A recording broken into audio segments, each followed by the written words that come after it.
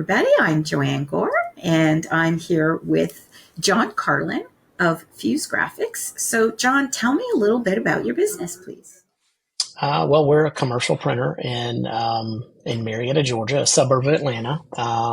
We have offset digital, wide format, all those things. So we're just trying to be that marketing services provider for everyone, jack of all trades, I guess.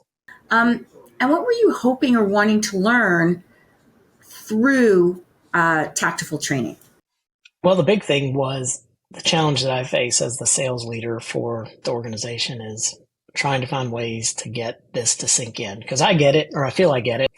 The great part about the Taktiful was it's a different set of eyes, a different set of people, a different approach that I think the team received, really well and, helped break through. And then when we had our offline meetings, the conversations definitely flowed a lot more after getting some of those prompts from the Taktiful team. What prompted the decision to invest in digital embellishment equipment to begin with? Yep. So we started doing digital printing in 2008 with Kodak Next presses, and we did their dimensional clear and gold ink, which was all I think that was available at the time. So we've been trying to sell it for a long time, and we've had some success, but I think the challenge that we have faced is similar to what your first question was, which is why did we invest in some training? Because it just doesn't feel like the team knows how to approach people. It's cool and you can hand somebody something and they go, oh, that's great. But then if they don't know how to close it, or they don't understand how, hey, this does cost a little more, but we're going to get you a better return. So I think, that's kind of why we got into it, to be able to offer all that and distinguish ourselves in the marketplace, because there's not a lot of people that are doing or have a capability to do all the embellishments and things that we can do in-house. You were actually awarded the training. Am I mistaken? You sort of won that training through Xerox. Is that correct? Yeah, we actually had just got on a call that our Xerox rep had sent us to and just said, hey, this might be something you're interested with the sales team. And we actually, I think it was just intended for me originally, but we put it on the big screen and had the whole sales team around the table watching it. So that helped everyone be excited. And of course, I think the caveat or the contest was, as long as you were on from the beginning to the end, every company that was on the call was going to be entered in for a drawing to win. In total, how many people from the company actually took the training?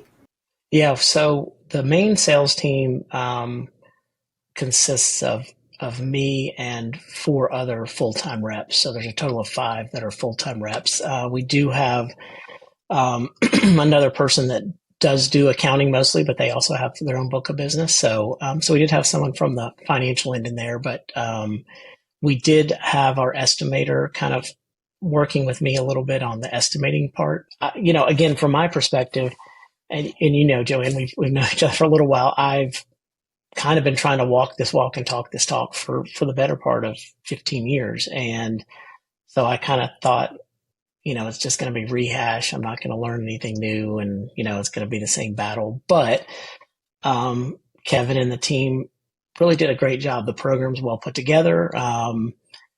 Some of the interactive pieces we did where the team kind of got to move their own tiles around and things that were priority.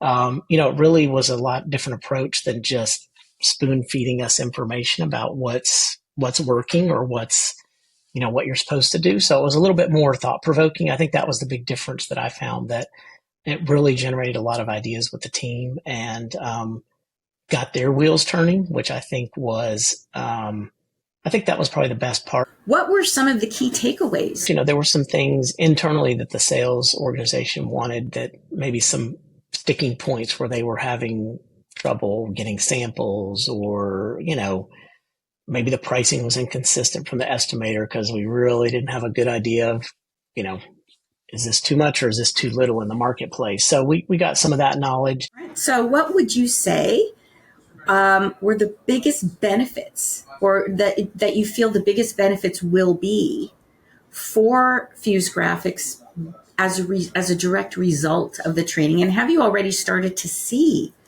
those benefits? Yeah, I think the biggest thing is just the team's comfort level with, being able to approach a client about, understanding what an embellishment is and what it can do, as opposed to just going out and saying, hey, we can put silver or clear on your sheet. That's maybe how the approach was before.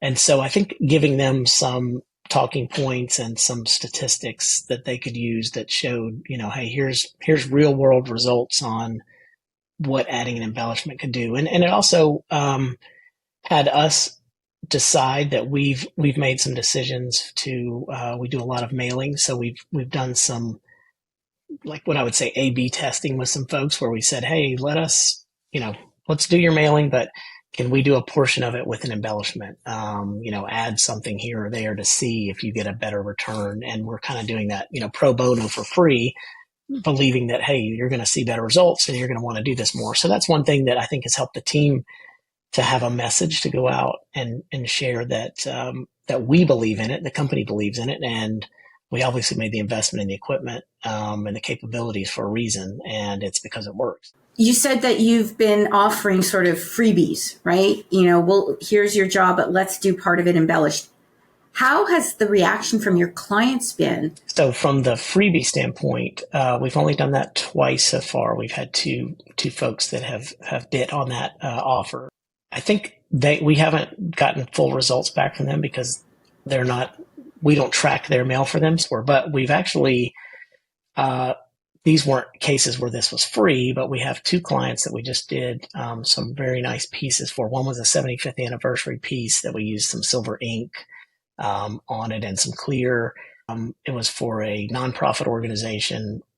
We did the work pro bono too, just to as a gift, but the comments that they received from the people that got the invitation, the lady who we work with was emailing us, oh my gosh, this woman never comes, and she says she's coming because, the piece was just beautiful, and, blah, blah. So that's good to hear and good to see. And then we had another client who actually did what they're calling a lookbook for prospective clients to showcase some of their design capabilities.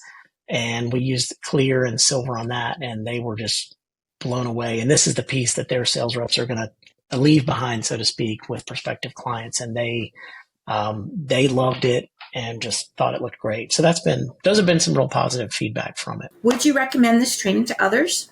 No, it's very valuable. And honestly, I'm one of the people that I feel like sharing is the way. I mean, the more people that believe it and are selling it, makes the industry better as a whole. But I think it was super valuable, and we haven't engaged yet, but we did.